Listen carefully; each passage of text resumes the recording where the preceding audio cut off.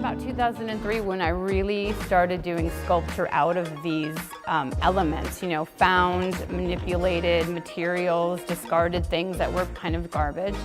And they started to really take over the compositions to the point where now they, you know, they're very tactile, they're very sculptural. Even the things that I call paintings are really kind of coming out at you.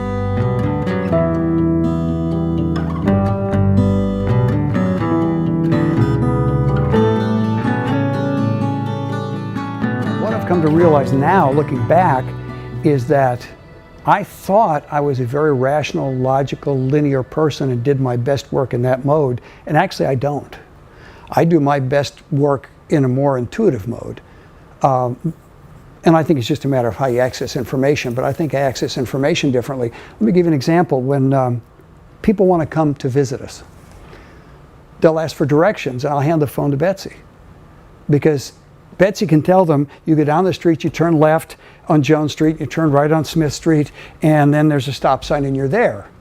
The way I remember how to get to my house, and I'm making this up, but it's like this, is it's a little darker and it's a little lighter, something goes by, and then there's something blue over here. I can't give anybody those directions, but that's how I store that information. And so I've learned that although there are some problems that I need to solve linearly and rationally, and I'm good at that, but my best work I do when I let go of that and solve problems in a more intuitive mode. I'm a big picture kind of a person.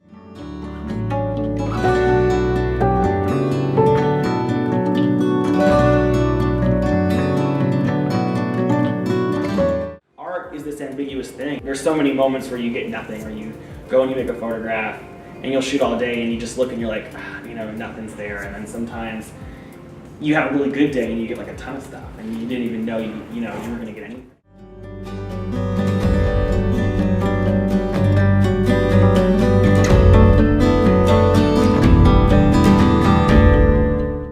I think that I've never had a problem with coming up with ideas, and it's almost like I have so many ideas that sometimes things get sifted out because they're not as important. I have some recent work that I've kind of moved on to casting rope text. And there's a piece right behind me, tender. I like to cast words that are kind of have a double meaning or somehow are complicated in some way, whether it's kind of a gender complication or like tender can be like how you feel, like tender heart, tenderloin, a tender kind of soft parts type thing, like an emotional thing, but it can also be how we pay. So I think there's like an interesting kind of idea going on there.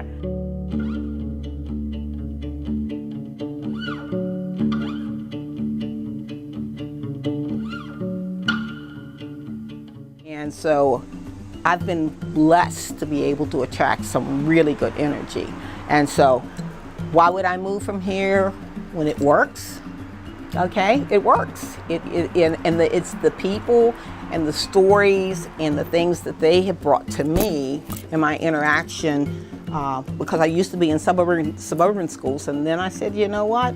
I'm an ambassador for Homewood and suburban schools. I need to be in my own community to ground my own children are here, the children in the neighborhood. Oh, there's Miss Tina, you know. So there's some validity to staying and doing the hard work. And my parents, I'm from West Virginia, we stayed in the community. We did not, and that's not to say anything against anybody else, but you go to the well to get the drink of water. My drink of water is here.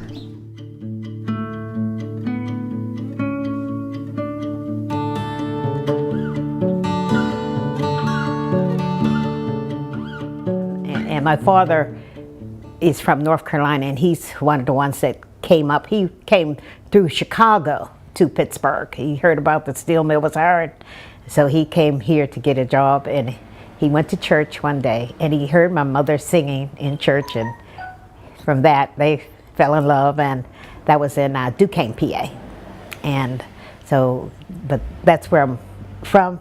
And getting back to the question about when did I know I was going to be an artist, I think I was inspired by my mother because she was a beautician, so I would see her beautify women, and also my grandfather made these quilts, and I would see how he would turn these army, he would work with heavy materials like army coats, and he made these.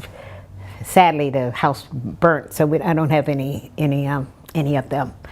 And just seeing how they work with fabric, he worked with fabrics, my mother worked with hair, and there was also this group called the Sunshine Guild.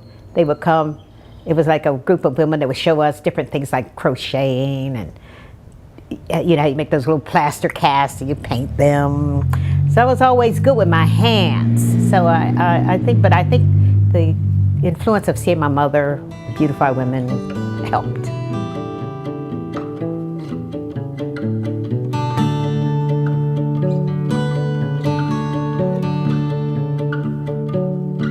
The second thing that's important, what the artist has to realize, that they have to have a very thick skin. Everybody's a critic, everybody, So if they're willing to live with that and keep doing what they want to do and take criticism nicely, and maybe there's somebody really knows what they're talking about when they tell them, something. It's not an easy thing to do, to be a creative person, no matter what, whether you're an actor or a writer, a musician, or a visual artist. It's because it's not like, you might be going to work every day, 9 to 5, but you're still dealing with people's taste. And that's what was told to me by my first boss. Was he said, really, you could have gone to school for 2 years, that would have been enough, college. He said, what they do for you is raise your level of taste. And I think that's really true.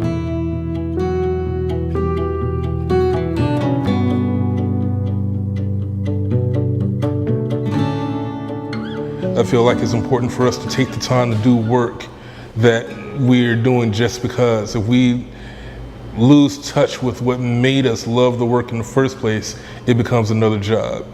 And I feel like that's not the reason to get into art. I feel like overall Pittsburgh treats its artists pretty good.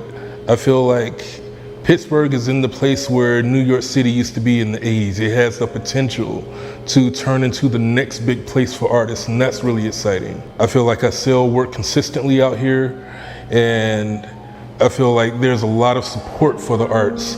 Here in Pittsburgh, I feel like the rents are affordable right now.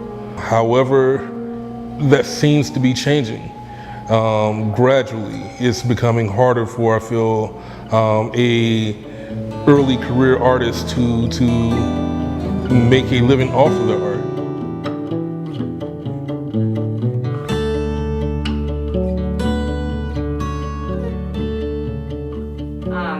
I grew up in the suburbs, so like the draw of coming out to the city and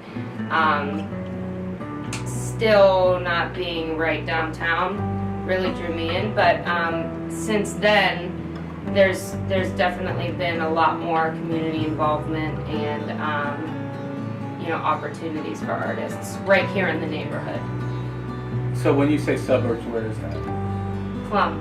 Plum. Yeah, 20 minutes outside. So Pittsburgh. this path from Plum to Indiana to Georgia to Paris to Dormont, that's a pretty complex run. I mean, that's like about every place you could ever, you've covered it all where you've lived. So how has that influenced your work in any way? I mean, has your work been kind of like the same, or does your environment change your work? I would say my work is it's very, very dependent on my environment. A lot of, I can look personally at each one of my paintings and say, Oh, that one was done in Brooklyn. That one was done in Savannah.